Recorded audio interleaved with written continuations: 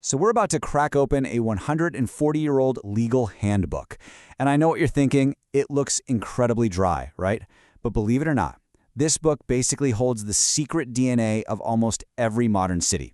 It's not just some dusty old document, it's the blueprint for the world you and I live in today. I mean, come on, who hasn't? You picture the whole thing. The design, the layout, you've picked out the perfect spot. It's a really powerful dream, right? But turning that dream into an actual, standing house, well, that's always been a little more complicated. And back in Victorian London, a city that was just exploding in size, your dream would have immediately slammed into a brick wall of rules. And I'm not talking about a list of suggestions.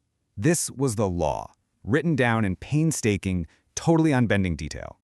Just try to picture it for a second. The noise, the constant growth, the pure chaotic energy of the world's biggest city. And if you wanted to build anything here, you first had to fight your way through this dense jungle of legal requirements before you could even think about laying a single brick. Yeah, this was the big one. The Metropolitan Building Act of 1855 and all its later updates, this was the final word on everything. Honestly, it's not just a document, it's kind of the main character in our story, telling every single builder exactly what they could and couldn't do. So, what was actually in this thing? Well, these weren't just random rules made up to annoy builders, no way. These were direct, and sometimes pretty desperate, solutions to the massive problems of a city that was growing way faster than anyone could handle. I mean, the level of detail in here is just incredible. The law literally defined everything, right down to the word foundations. And you might think, okay, that's basic, but getting that one definition right and actually enforcing it, that was the crucial first step to make sure buildings didn't just, fall down. And the why behind all these rules? Well, it's pretty grim, actually.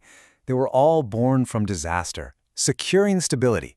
That was to stop buildings from collapsing. Prevention of fires, well, after centuries of huge, devastating fires, that's a no-brainer. And for purposes of health, that was to try and bring some basic sanitation to a city struggling with rampant disease. This was all about survival, plain and simple. Okay, but a rule book is just paper, right? It's useless if there's no one to enforce it. Well, in Victorian London, that person was the district surveyor. This was the guy who looked over your plans, inspected your site, and had the absolute, unquestioned power to shut your whole project down if you didn't follow the law to the letter. So let's say you do everything right. Your plans are approved, the surveyor gives you the nod. What's next? Well, now you've got to find a builder. And this is where the public law, the big act, starts to intersect with the nitty-gritty world of private contracts. And hiring a builder back then? Hoo boy, it was not a casual affair. This wasn't some handshake deal. It involved a serious, multi-page, legally binding contract that spelled out every single expectation, every deadline, and every single responsibility. Just listen to this one line from a standard agreement. The tenant will, at his own expense, erect and build, finish, and make fit for habitation. That says it all, doesn't it? The builder, they call him the tenant here, was on the hook for everything. From the first shovel in the ground to the last lick of paint, the entire burden was on them to deliver a completely finished, livable house. And these contracts, they really drilled down into the specifics. These were the core promises a builder had to make. And just look at the language here. Substantial and workmanlike manner, sound and proper materials. These aren't vague suggestions. They were legally enforceable standards of quality. And of course, the owner's own surveyor was there to make sure you were meeting them. So what happened if you tried to cut corners? If you broke the rules? Well, the financial hit was severe. An offense against one of these bylaws could cost you 40 shillings for every single day you were in violation. Think about that. That could bankrupt your entire project in a heartbeat. Right, so with penalties that high, every single decision on site really mattered. And on that construction site, there was one person who held all the power. The power to make or break the whole project, to control the quality, and even to control the money itself.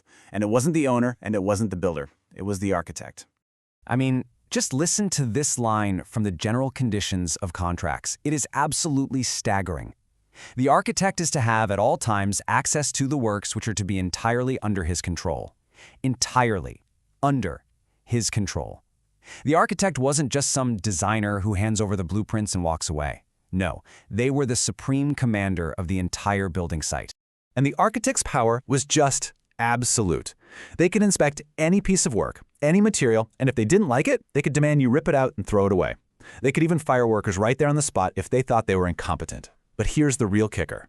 They controlled the money. They signed off on the certificates the builder needed to get paid. So no certificate from the architect, no money for the builder. That's the ultimate leverage right there. So, let's recap. You've got the owner's expectations, the builder's budget, and the architect's total, crushing authority all colliding on one muddy construction site. Is it any surprise that things often went wrong? I mean, disagreements weren't just likely, they were practically guaranteed. So what happened then, when the builder and the owner inevitably disagreed? Did they just stand there in the mud and shout at each other? Did they run straight to court and sue each other into oblivion? What was the process? Nope. Actually, in a really surprisingly modern twist, the handbook provided a much more civilized solution to handle these arguments: arbitration. So instead of a crazy long, crazy expensive lawsuit, the contract itself said that both sides would appoint an expert. Then, those two experts would agree on a third.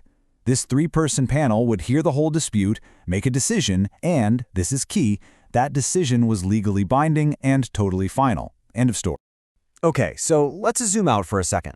We've been deep in the weeds of how one single house got built in Victorian London. But what's the big picture here? Why does this 140-year-old book full of legal jargon still matter to us today?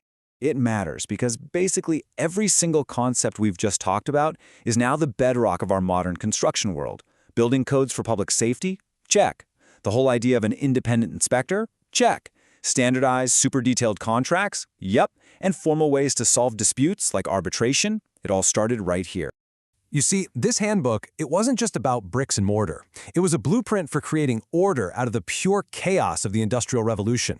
It's what built the legal and safety net that honestly we all live under and probably take for granted every single day. So I'll leave you with this. The next time you walk down the street, maybe past a construction site, or you're just looking at those old uniform houses, take a second and ask yourself, are you just seeing a building? Or are you seeing the ghost of this Victorian rulebook still quietly shaping the world all around us?